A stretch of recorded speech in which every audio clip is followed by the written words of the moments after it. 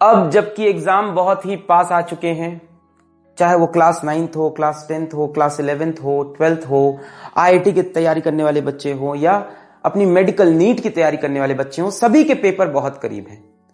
और ऐसे समय में हमको एक तरह का मेल, एक तरह का मैसेज या कमेंट सेक्शन में एक कमेंट बहुत मिलता है कि सर आप मेरे को कोई ऐसा मोटिवेशन दो, मेरे को कोई ऐसा प्लान दो जिससे मैं दिन में 8-8 घंटे, 10-10 घंटे पढ़ाई कर सकूं। तो प्यारे बच्चों, आपको सबसे पहले यह बात समझनी बहुत जरूरी है कि 10 घंटा पढ़ाई करना और 10 घंटा इफेक्टिवली पढ़ाई करना, दोनों में एक बहुत बड़ा डिफरेंस है। बच्चों, इस एग्जाम को, इस कंपटीशन को क्रैक करने के लिए सबसे इंपॉर्टेंट चीज क्या चाहिए? कई लोग बोलेंगे प्रैक्टिस, कई लोग बोलेंगे हार्डवर्क, कई लोग बोलेंगे नॉलेज, कई लोग बोलेंगे अच्छी कोचिंग। किसी भी काम को करने के लिए सबसे इंपॉर्टेंट चीज होती है उस काम के पीछे आपका मकसद क्या है, आपका मोटिवेशन क्या है, आपकी इंस्पिरेशन क्या है उस काम के पीछे। अगर किसी काम को करने के लिए मेरे मन में कोई इंस्पिरेशन नहीं है तो उस काम के लिए कभी दिल से आग नहीं आएगी, दिल से कभी फीलिंग नहीं आएगी कि उस काम को करना ही है। और काम के लिए जो इंस्पिरेशन है वो मार्क्स नहीं होने चाहिए, वो बड़ी रैंक नहीं होनी चाहिए, वो किसी बहुत अच्छे कॉलेज में सिलेक्शन नहीं होना चाहिए। क्यों? क्योंकि ये बहुत ही छोटा मोटिवेशन हुआ। इससे कहीं बड़ा सोचो।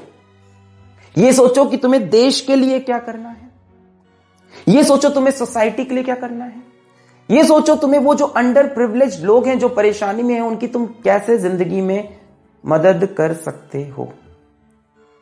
ये एक बड़ा एम तुम्हारे दिमाग में हमेशा होना चाहिए और यही तुम्हारा मोटिवेशन होना चाहिए यहां से अपनी एग्जाम की तैयारी करने का। तुम अच्छा करोगे, अच्छी पोस्ट पे जाओगे, अच्छे नंबर लाओगे, कुछ लाइफ में अच्छा करके दिखाओगे, अगल बगल के लोगों को इंस्पायर करोगे, उनकी फाइनेंशियली, फिजिकली, मेंटली हेल्प करोगे, पूरी सोसाइटी को ग्रो कराओगे। ये तुम्हारा ड्रीम, ये तुम्हारा पर्पस होना चाहिए। तो सबसे पहली चीज, फाइंड योर पर्पस। किसी और का नहीं, मेरी बातें पूरी मत सुनो, फाइंड योर पर्पस मिल गया साहब, आंख बंद किया, ऐसे सोचा, पर्पस मिल गया अपनी जिंदगी का। अब आई है बात कि ट्रैक पे कैसे आना है। सर जिंदगी बहुत ट्रैक से छूट चुकी है, एग्जाम बहुत क्लोज है, कैसे ट्रैक पे आना है? अब यहां से मैं आपको सिर्फ 5 स्टेप्स बताऊंगा, एकदम दिल पे हाथ रख के उसको सच्चाई से फॉलो करना। स्टार्ट करते हैं। सर्वप्रथम और सबसे पहली चीज है किसी भी काम के लिए उस काम की प्लानिंग। और प्लानिंग का रिलेशन है टाइम मैनेजमेंट से। अब ऐसा भी मत करना कि 1 महीने का प्लान पूरा बना लिया। 1 महीने का बनाओ तो थोड़ा सा रफ प्लान बनाओ। रोज का प्लान रोज बनाओ। रोज सुबह उठो, आज का प्लान बनाओ और उसको एग्जीक्यूट करना है साहब। और उसमें टाइम मैनेजमेंट होना चाहिए। वो प्लान फर्जी नहीं होना चाहिए, टाइम मैनेजमेंट होना चाहिए कि 2 घंटे में ये चीज खत्म हो सकती है कि नहीं, प्रैक्टिकल होना चाहिए। रोज सुबह उठ के, और रोज प्लान बनाने का फायदा क्या है और महीने भर का प्लान ना बनाने का फायदा क्या है? हर दिन मुझको अपने पिछले दिन से ज्यादा काम करना है। करना है तो करना है तो करना है तो करना है। मेरे ऊपर किसी ने रिस्ट्रिक्शन नहीं लगाई है कि मैं इससे ज्यादा नहीं कर सकता।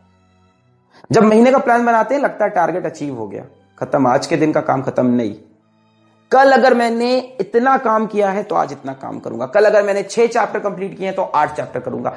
अब कई लोग कहेंगे sir number of chapter matter नहीं करते, नंबर ऑफ आवर्स मैटर नहीं करते। तुम्हारे दिल में सच्चाई है वो समझ लेना। तुम्हें पता रहेगा मैंने कल ज्यादा मेहनत की आज ज्यादा मेहनत की, मैंने कल ज्यादा चीज अचीव की आज ज्यादा अचीव की। और अगर आज ज्यादा अचीव की है तो कल सुबह यह प्लान होना चाहिए कि आज कल से भी ज्यादा अचीव करना है। दिल से फॉलो करना है। तो प्लान और टाइम मैनेजमेंट पर डे का हो और हर डे एक चीज दिमाग में हो कि कल से बेटर आज करना। ये तो हुई प्लानिंग की बात, रोज की प्लानिंग करेंगे। एक वेग आइडिया होना चाहिए, एक जनरल आइडिया होना चाहिए पूरे महीने का भी कि कैसे पूरा सब फिनिश करेंगे। इसके बाद जो दूसरी प्रॉब्लम आती है या दूसरी जो मैं बात बताऊंगा वो है प्रोक्रेस्टिनेशन की, अपने काम को टाल देने की आदत की। इसे कल से कर लेंगे, आज तो शाम हो गई, अब कल सुबह नई शुरुआत होगी मेरे जिंदगी की। Tomorrow will be a new beginning of my whole life, और कल से सब चीजें स्टार्ट होगी। अब आपने इसमें किया क्या? आपने किया क्या? अपने दिमाग को आपने एक सिग्नल भेजा, अपने दिमाग को आपने एक सिग्नल भेजा कि ये काम बहुत टफ है, ये काम बहुत टफ है, ये मुझसे आज से हो नहीं पा रहा है, इसको कल से शुरू करेंगे। अब वो इजी सी चीज हार्ड बन गई। नहीं सर, वो हार्ड थी, तो वो हार्ड चीज हार्डर बन गई। जब आप काम को टालते जाते हो ना, तो दिमाग को भी लगता है ये काम तो टफ होगा, इसको बंदा टाल रहा है बार बार, या बंदी टाल रही है बार बार, वो सोच रहा है इसको कल करेंगे, या सोच रही है कल करेंगे। तो जब भी किसी काम को आप प्रोक्रेस्टिनेट करते हो, आगे टालते हो, कल करेंगे, वो काम टफ होता जाता है, आपके दिमाग में प्रेशर बनता जाता है। इसके ऊपर मैंने पूरा एक वीडियो कर रखा है, आप YouTube पे टाइप कर सकते हो, how to stop procrastination, physics वाला। मैंने गीता के साथ पूरा इसको मिला के अच्छे से समझाया है कि इस चीज पे आप कैसे कंट्रोल कर सकते हो, आज का काम कल करूंगा, इसको आप कैसे रोक सकते हो। तो ये बहुत इंपॉर्टेंट है। आज की चीज आज की चीज अभी, समय आ गया। तो ये तो दो बातें हुई कि प्लान किया और चीजों को टालना बंद करना है। और तीसरी बात अब आती है कि सर ठीक है, हमने पढ़ाई करना स्टार्ट कर दिया, कहानी स्टार्ट हो गई है, सर 1 घंटा पढ़ते हैं फिर मन करना बंद कर देता है, 2 घंटा पढ़ते हैं फिर मन करना बंद कर देता है। मतलब प्रॉब्लम यह कि सर हैबिट कैसे बनेगी लंबे लंबे टाइम तक बैठकर पढ़ने की। अब आज इसमें मैं आपसे थोड़ा सा खुल के बातें करूंगा, क्योंकि आप भी काफी बड़े हैं। तो मेरा एक जूनियर था कॉलेज में, तो उसको स्मोकिंग की बहुत गंदी हैबिट थी, बहुत गंदी। तो मैंने उससे पूछा कि ये हैबिट स्मोकिंग की कैसे लग गई यार, तुम कैसे एक दिन में इतनी इतनी सिगरेट्स कैसे पी रहे हो, है ना, कैसे चल रहा है ये? तो उसने बोला कि सर एक बार एक दोस्त ने पिलाई थी, फिर मैंने एक बार कहा चलो खुद से ट्राई करते हैं, फिर एक दिन मैंने कहा सोचा आज चलो 2 पीते हैं, फिर एक दिन मैंने सोचा चलो आज 3 पीते हैं, और करते करते करते सर हैबिट बन गई। तो सिगरेट नहीं पीना है, ये तो सोल्यूशन नहीं। मैं आपको ये सिखा रहा हूं कि किसी भी चीज की हैबिट करते करते लगती है। आप सोचोगे मैं कल सुबह उठूंगा 8 घंटा पढ़ लूंगा, कल खूब ज्यादा तैयारी नहीं होगा। अगर तुम कल स्टार्ट करोगे ना, तो कल तुम हो सकता हो 3 घंटा पढ़ो, अगले दिन 3.5। मैंने बोला ना, रोज पिछले दिन से बेटर। तो हैबिट किसी भी चीज की एक दिन में नहीं पड़ती, और अगर नहीं पढ़ रही है हैबिट तो टेंशन नहीं लेना है, दिमाग को याद दिलाना है कि एक दिन में हैबिट नहीं पड़ती। अब जैसे अभी पबजी का गेम आया था, तो उसमें कई बच्चे डिप्रेशन में थे कि मैं पबजी बहुत ज्यादा एडिक्ट हो गया हूं। मैंने पूछा कैसे एडिक्ट हुए? कहते सर पहली बार ट्राई करने के लिए खेला, सब लोग ने बोला बहुत अच्छा गेम है, फिर दूसरी बार खेला, फिर एक दिन रात भर खेल लिया, फिर आदत पड़ गई। एक दिन में किसी की आदत नहीं पड़ी, सबने धीमे धीमे धीमे धीमे धीमे धीमे डेवलप की आदत। तो हैबिट हमेशा डेवलप करनी पड़ती है। तो आपको ये लंबे लंबे टाइम इंटरवल तक पढ़ाई करना, खूब ढेर सारे समय तक पढ़ाई करते रहने की हैबिट को डेवलप करना पड़ेगा, और उसके लिए ईच डे विल मैटर।